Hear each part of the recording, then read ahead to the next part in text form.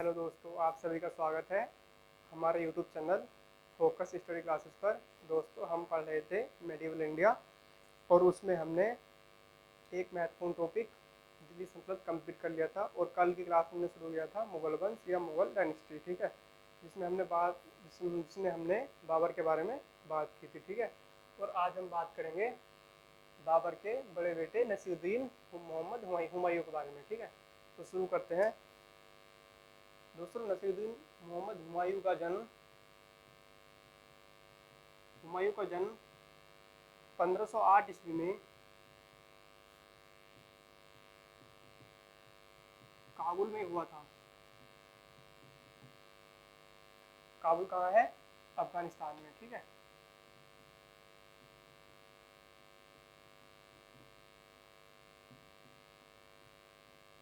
हुमायूं का जन्म 1508 ईस्वी में काबुल में अफगानिस्तान में हुआ था। ठीक है दोस्तों, इतिहासकार इसके बारे में कहते हैं कि हुमायूं एक अभागा मुगल बादशाह था या किस्मत बहुत खराब थी हुमायूं की।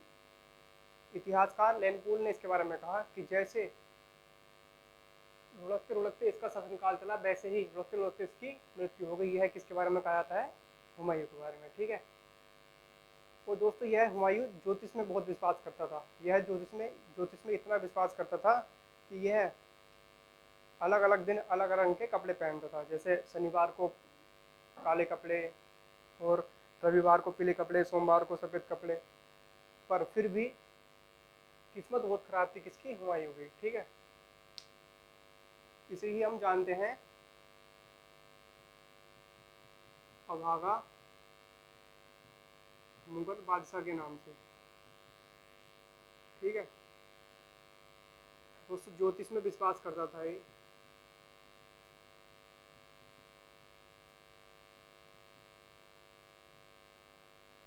या आपसे ऐसे भी क्वेश्चन पूछ सकते हैं, ऐसे मालूम किया जाता है कि वह कौन सा मुगल बादशाह था जो अलग अलग दिन अलग अलग रंग के कपड़े पहनता था। तो वो कौन था? हुमायूं। ठीक है,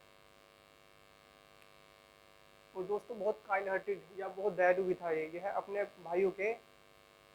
भाइयों की बहुत बड़ी से बड़ी गलती भी माफ़ कर दिया करता था और अपने पिता बाबर का बहुत ही आज्ञाकारी हुआ करता था। ठीक है दोस्तों, पिछली क्लास में हमने बात की थी बाबर के बारे में। बाबर के 4 बेटे थे, जिसमें सबसे बड़ा बेटे का नाम था हुमायूं। दूसरे बेटे का नाम था कामरान, तीसरे का अस्करी और चौथे का हिंदाल। ठीक है, हुमायूं के 4 बेटे थे, बाबर के 4 बेटे थे, हुमायूं, कामरान, अस्करी और हिंदाल। ठीक है दोस्तों, बाबर ने अपने मरने से पहले अपने बड़े बेटे हुमायूं को अपने पास बुलाया और हुमायूं को मुगल वंश का अगला बादशाह या अगला उत्तराधिकारी नियुक्त भी किया। और इसने हुमायूं से कहा कि मेरे मरने के बाद आप चारों भाई आपस में मत लड़ना, जितना भी साम्राज्य है उसे आपस में बांट लेना। ठीक है, क्योंकि आज्ञाकारी था हुमायूं, तो इसने अपने पिता की बात रखी और इसने अपने साम्राज्य का विस्तार कर दिया। हुमायूं ने अपने पास रखा दिल्ली और आगरा। कामरान को मिला काबुल और कंधार।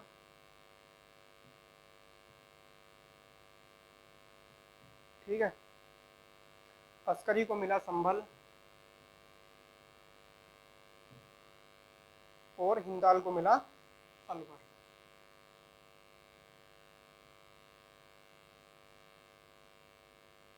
दोस्तों, इसने अपने साम्राज्य का विस्तार कर दिया। इसने अपने पास रखा दिल्ली आगरा, कामरान को दिया काबुल कंधार, अस्करी को दिया संभल और हिंदाल को दिया अलवर। दोस्तों, साम्राज्य का विस्तार हो जाने के बाद में इसके तीनों ही भाई इसके दुश्मन हो गए।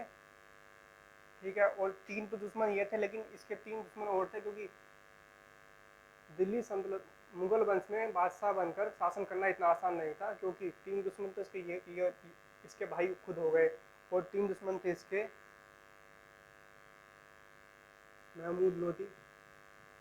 यह कमबख्त भी मरा नहीं है। यह कहाँ का शासक है?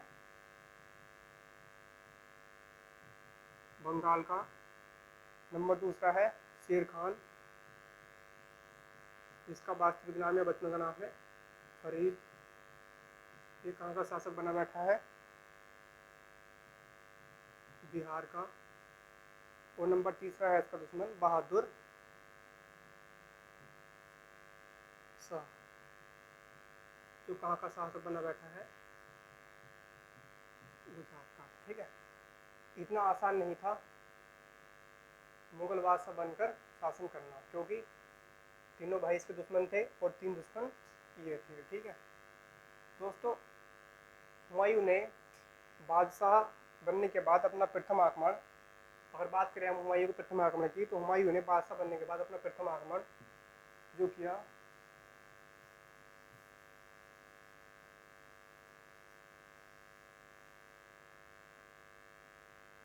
हुमायूं का प्रथम आक्रमण, या हुमायूं ने अपना प्रथम आक्रमण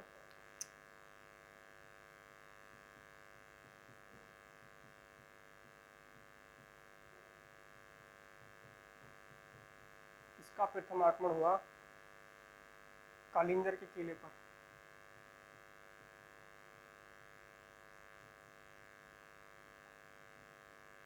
जिस समय इसने कालिंजर पर आक्रमण किया था, उस समय कालिंजर का जो रूलर था, शासक था, वह हुआ करता था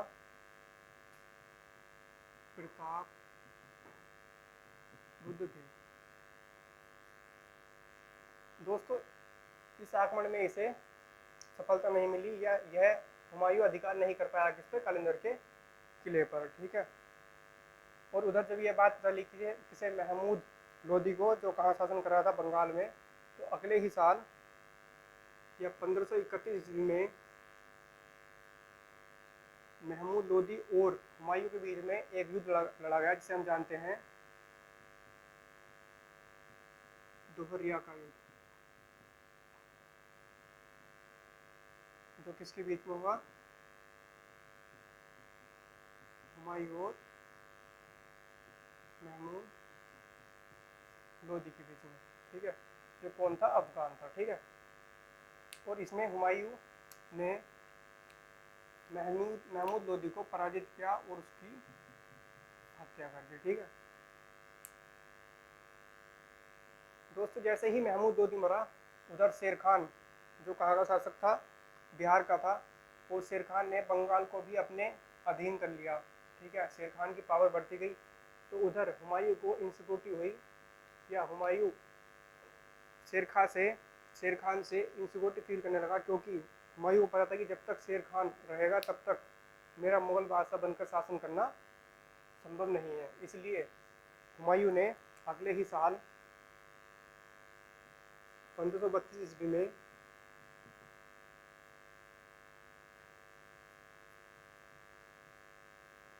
चुनारगढ़ के किले पर आक्रमण किया। तो किसका किला हुआ करता था? शेर खान का। ठीक है, शेर खान। वो दोस्तों लगभग 6 महीने तक हुमायूं ने चुनारगढ़ के किले को घेरे रखा,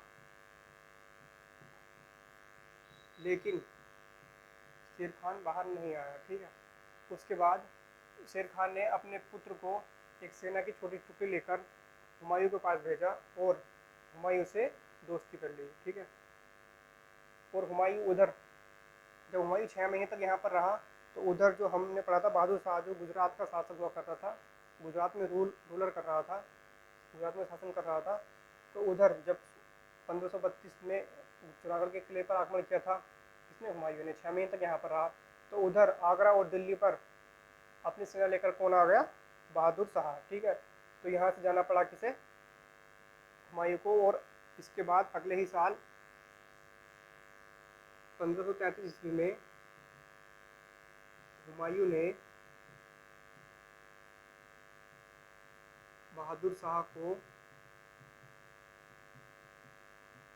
पराजित किया। ठीक है, 1533 ईस्वी में हुमायूं ने बहादुर शाह को पराजित किया, जो कहाँ का शासक था? गुजरात का। इसके बाद दोस्तों कुछ समय के लिए हुमायूं का ध्यान शेर खान से हट गया और इतने में या इस बीते हुए टाइम में शेर खान जो था उसने अपनी सैन्य शक्ति बढ़ाई और वह बहुत ही पावरफुल हो गया। जब यह पता चला किसी हुमायूं को, तो हुमायूं को इंसिक्योरिटी हुई और हुमायूं ने अपना दूसरा आक्रमण शेर खान पर किया। कब? 1538 ईस्वी में हुमायूं ने 1538 ईस्वी में दूसरी बार आक्रमण किया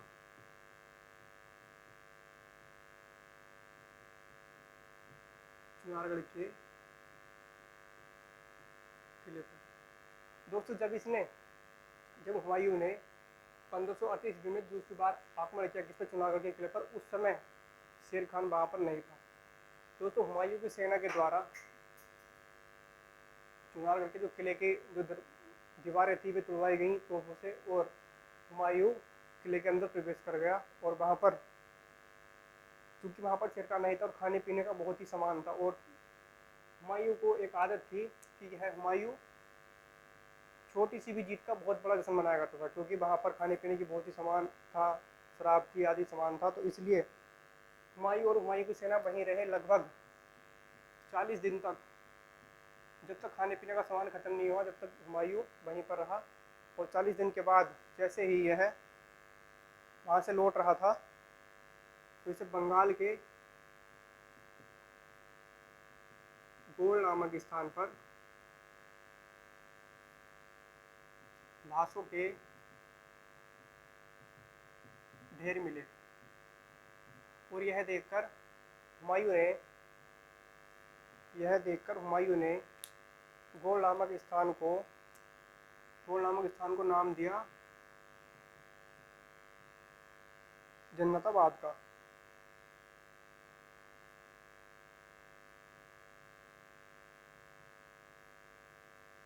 ठीक है। जब हुमायूं चुनारगढ़ किले से वापस लौट रहा था, तो बंगाल के गोल नामक स्थान पर हुमायूं को लाशों के ढेर मिले, जिन्हें देखकर हुमायूं ने कहा या गोल नामक स्थान को नाम दिया जन्नताबाद। ठीक है। इसके बाद में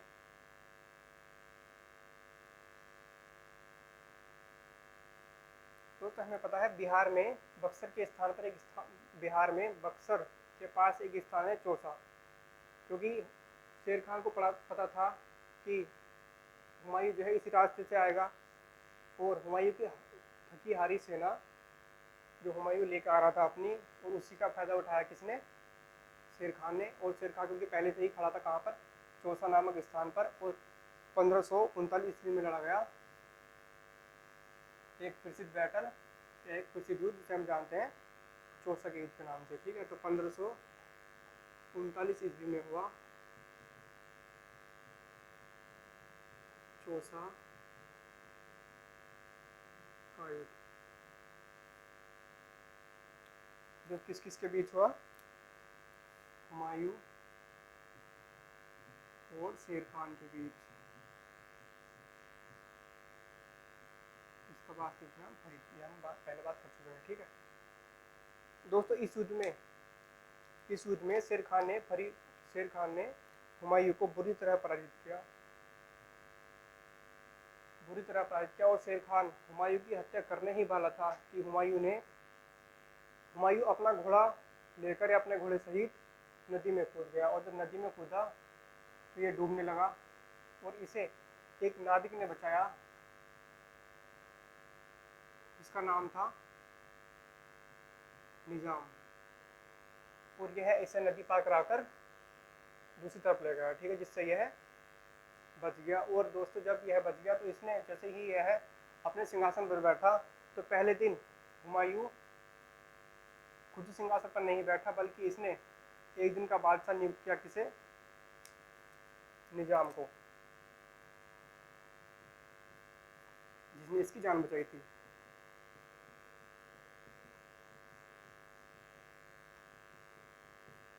एक दिन का बादशाह नियुक्त किया किसने? हुमायूं ने। किसे? निजाम को। और दोस्तों इसी निजाम ने, जब यह एक दिन का बादशाह बना, तो इसी निजाम ने चलवाए चमड़े के सिक्के। दोस्तों ध्यान रखेंगे, एकमात्र शासक जिसके शासनकाल में चमड़े के सिक्के चले वह कौन है? हुमायूं, जो किसके द्वारा चलवाए गए थे? निजाम के द्वारा। दोस्तों बाबर ने हुमायूं ने एक दिन का बादशाह बनाया किसे? निजाम को, क्योंकि निजाम वही नाविक था जिसने हुमायूं की सहायता की थी। ठीक है, और इस निजाम ने ही जब यह शासक बना या बादशाह बना, जब ये एक दिन का बादशाह बना तभी इसने चलवाए थे चमड़े के सिक्के। ठीक है, इसके बाद दोस्तों ध्यान रखेंगे, शेर खान ने या फरीद ने यह युद्ध जीतने के बाद उपाधि धारण की थी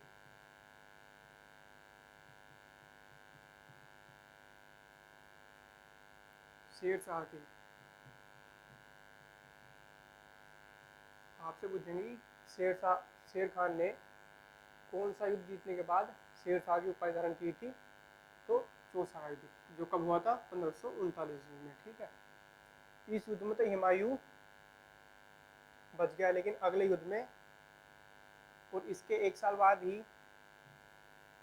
1540 ईस्वी में हुआ बिलग्राम या कन्नौज का युद्ध, जिसमें भी हुमायूं की हार होगी और जीतेगा कौन? शेर शाह। और जिस युद्ध के पश्चात शेर शाह सूर्यवंश या सूर्यवंश की स्थापना करेगा। ठीक है, तो 1540 ईस्वी में हुआ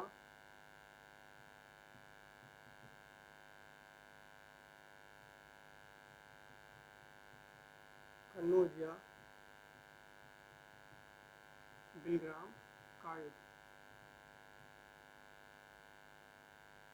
ठीक है, किस किसके बीच? हुमायूं और शेर शाह के बीच, जिसमें भी इस युद्ध में भी दोस्तों शेर शाह ने हुमायूं को पराजित कर दिया। ठीक है, और ध्यान रखेंगे कि इस युद्ध के पश्चात शेर शाह ने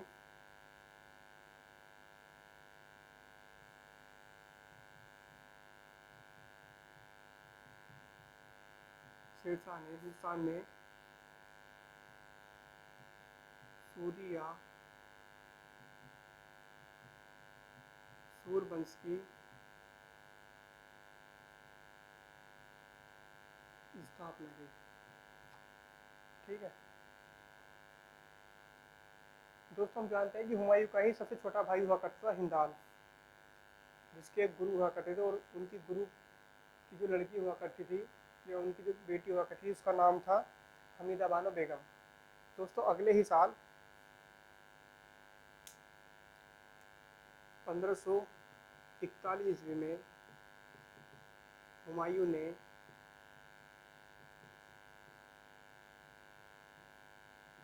हमीदा बानो बेगम से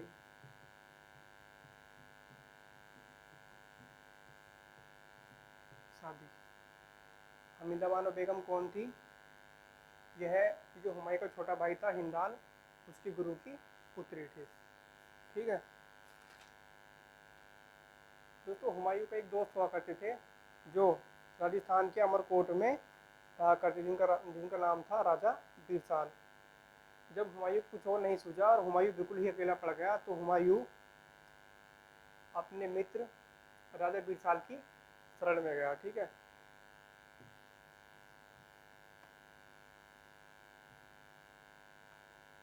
हुमायूं राजस्थान के अमरकोट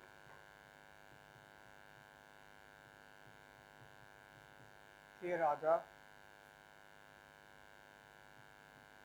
अपने मित्र बीरसाल की शरण में गया। और दोस्तों कुछ समय तक ये यहीं रहा, और आपसे पूछेंगे, ध्यान रखेंगे कि इसी के ही एक साल बाद, क्योंकि 1541 में हुमायूं की शादी हुई थी, और उसी के एक साल बाद 1542 ईस्वी में कहाँ पर? राजस्थान के अमरकोट में ही राजा बीरसाल के राजमहल में ही 15 अक्टूबर 1542 ईस्वी में ही जन्म हुआ अकबर का। कहाँ पर? राजा बिरसाल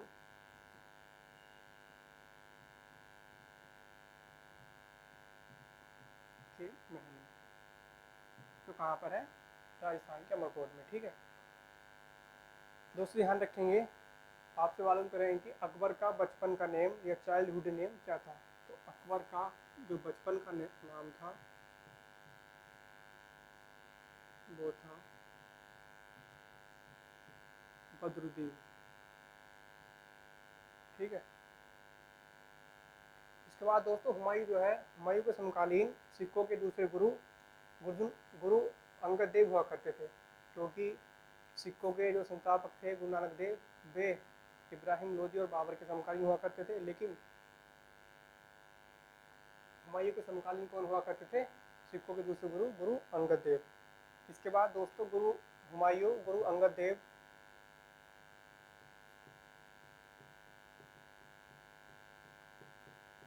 हुमायूं ने गुरु अंगद देव से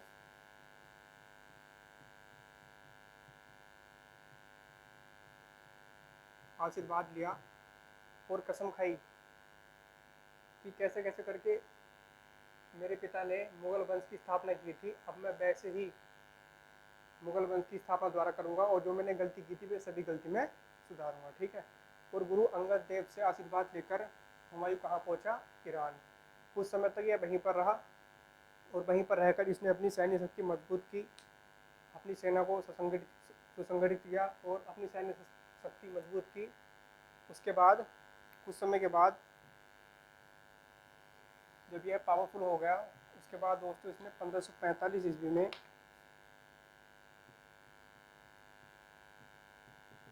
इसने काबुल और कंधार पर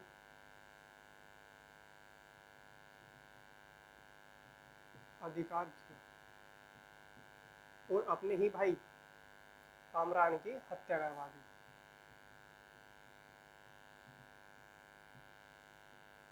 क्योंकि हमें पता है काबुल और कंधार पर कौन शासन करता था? कामरान। ठीक है, और यहीं पर काबुल कंधार पर ही इसे मिला एक वफादार सेनापति, यहीं पर इसका एक वफादार सेनापति बना जिसे हम जानते हैं किस नाम से?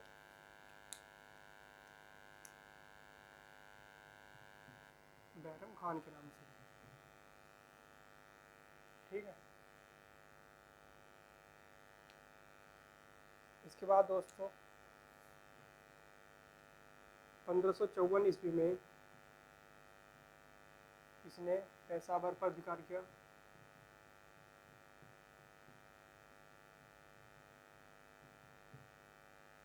इसके एक साल बाद ही इसने 1555 ईस्वी में लाहौर पर अधिकार किया।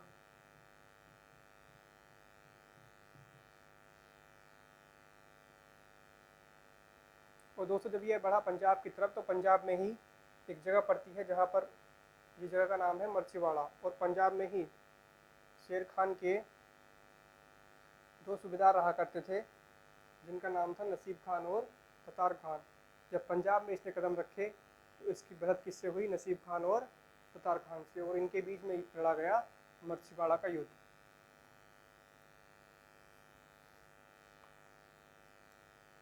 1555 ईस्वी में हुआ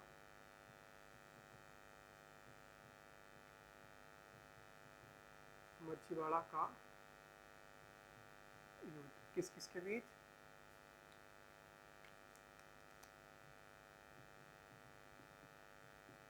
हुमायूं और नसीब खान और ततार खान के बीच। ठीक है, जिसमें हुमायूं ने नसीब खान और ततार खान को पराजित किया। ठीक है, और ये बढ़ चला आगे, और इसके बाद 1555 में ही 1555 में ही लुधियाना के समीप सरहिंद नामक स्थान पर एक युद्ध लड़ा गया। सूरी वंश के अंतिम शासक और हुमायूं के बीच।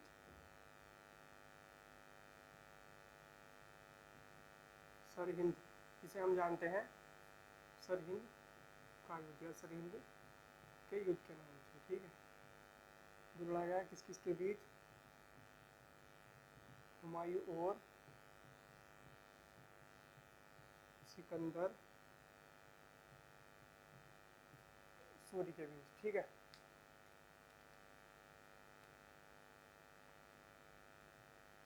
सूरी वंश का अंतिम शासक।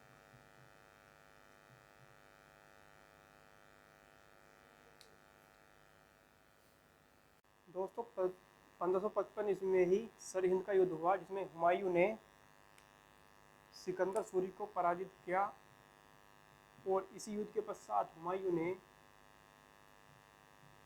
फिर से मुगल वंश की स्थापना कर दी। दोस्तों जैसा कि इतिहासकार कहते हैं कि यह एक अभागा मुगल बादशाह था, किस्मत अच्छी नहीं थी इसकी। दोस्तों ज़्यादा दिन तक यह शासन नहीं कर पाया, या ज़्यादा दिन तक यह मुगल बादशाह नहीं बन पाया। अगले ही साल 1556 ईस्वी में जब यह अपनी ही लाइब्रेरी या अपने ही पुस्तकालय से नमाज पढ़कर नीचे उतर रहा था, तो सीढ़ियों पर इसने गाउन पहन रखा था जो नीचे तक अड़ रहा था, और उसी में ही इसका पैर आकर, और अफीम का आदी हुआ करता था, अफीम बहुत खाता था ये, ठीक है। तो उसी में इसका पैर आकर और सीढ़ी से गिरकर ही इसकी मृत्यु हो गई, ठीक है। तो 1556 ईस्वी में ही अपनी ही पुस्तकालय की सीढ़ी से गिरकर मृत्यु हुई किसकी? हुमायूं।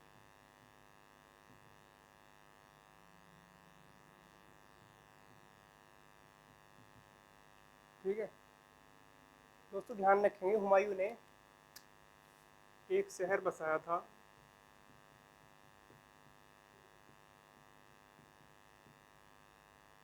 जिसे हम जानते हैं किस नाम से?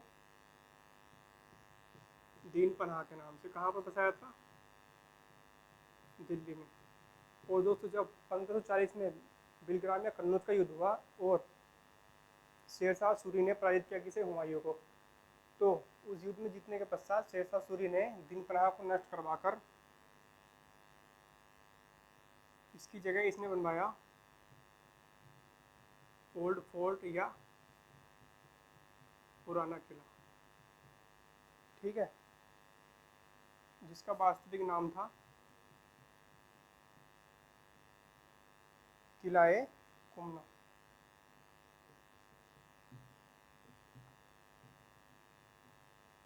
और इसी किले के ऊपर या इसी किले पर एक पुस्तकालय था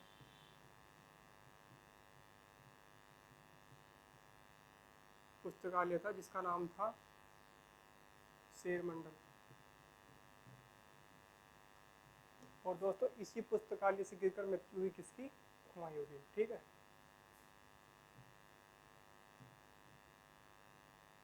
इसी पुस्तकालय से गिरकर मृत्यु हुई किसकी? हुमायूं की। हुमायूं ने एक शहर बसाया था जिसका नाम था दीन पनाह, जो कहाँ पर था? दिल्ली में। जब बिलग्राम में कन्नौज का युद्ध हुआ 1540 ईस्वी में, तो शेरशाह ने दीन पनाह को नष्ट करवाया और उसकी जगह इसने बनवाया पुराना किला, जिसका वास्तविक नाम था किला-ए कुमना। और इसी किले पर एक पुस्तकालय था जिसे हम जानते हैं किस नाम से? शेर मंडल के नाम से, ठीक है, शेर मंडल के नाम से। और इसी शेर मंडल से या इसी पुस्तकालय से जब हुमायूं नमाज पढ़कर उतर रहा था, तो अफीम का सेवन कर रखा था हुमायूं ने, अफीम का आदी हुआ करता था हुमायूं। तो अपने ही गाउन में पैर आकर इसकी और सीढ़ी से गिर कर यह इसकी मृत्यु हो गई। ठीक है,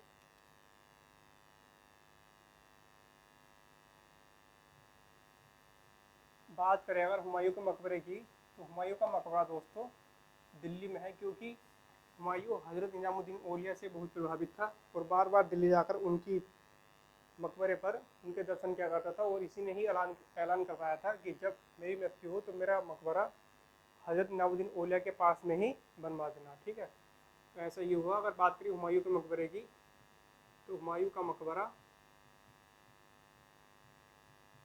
कहाँ पर है? दिल्ली में, जो 1530 से 1540 तक रहा। ठीक है, शासन हुमायूं का, और 10 साल तक रहा, 15 साल का गैप। तो ये जो दोस्तों 15 साल का गैप है, इसमें हम क्या पढ़ेंगे? बीच में जिक्र हुआ था सूर्यवंश का, तो इसमें हम सूर्यवंश पढ़ेंगे पहले। ठीक है, उसके बाद फिर आगे चलेंगे। तो कल की क्लास में क्या पढ़ेंगे?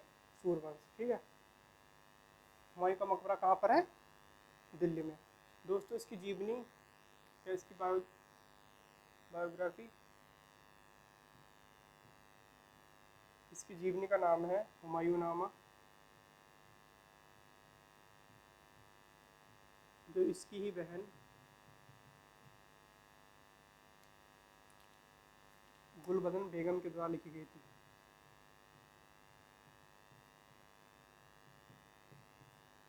गुलबदन बेगम के द्वारा लिखी गई थी।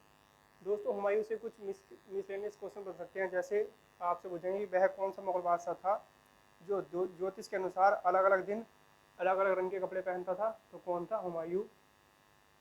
आपसे पूछेंगे कि अबहा का मुगल बादशाह कौन सा था? हुमायूं। या अफीम का आदि मुगल बादशाह या अफीम का सेवन अधिक मात्रा में कौन किया करता था? हुमायूं। ठीक है, अफीम का आदि मुगल बादशाह किसे माना जाता है? हुमायूं को। और दोस्तों इतिहासकार लेनपुल ने हुमायूं के बारे में कहा था कि जिस प्रकार इसके जीवन की शुरुआत भुलकते हुए हुई, उसी प्रकार इसकी मृत्यु भी भुलकते हुए हुई। ठीक है, तो ये किसके बारे में कहा गया? हुमायूं के बारे में। तो यहाँ पर हुमायूं का अंत होता है। अगली क्लास में हम बात करेंगे कि जो बीच का टाइम पीरियड है बचा हुआ, इसके बारे में। ठीक है, तो कल को हम पढ़ेंगे सूर्यवंश, उसके उत्तराधिकारियों के बारे में जानेंगे, और उसके बाद में हम पढ़ेंगे मुगल वंश। ठीक है, तब तक के लिए थैंक यू।